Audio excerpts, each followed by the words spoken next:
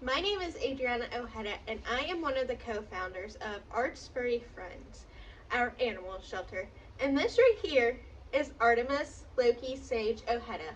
She is the reason why we have the inspiration for Arts Furry Friends. I have always been an animal activist ever since I was younger.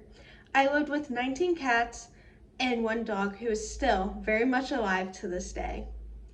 But it wasn't until I adopted Artemis that I realized that I wanted to help all the other animals in the shelter. In 2022, I ended up adopting Artemis from the Madison Jefferson County Animal Shelter.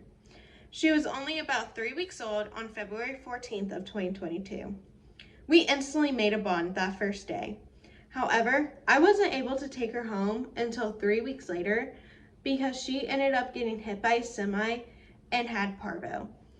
And they honestly told me they didn't even know if she was gonna make it that long. But she pulled through. And around late February, early March, I finally got to take my Valentine baby home.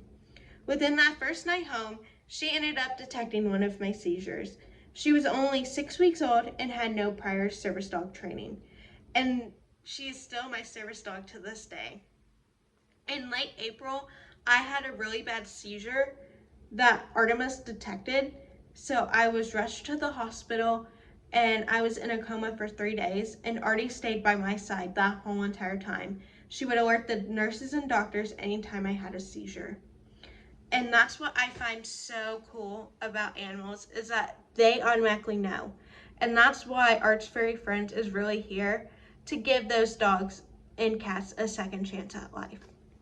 Because approximately 2.7 million animals get euthanized each year in a shelter.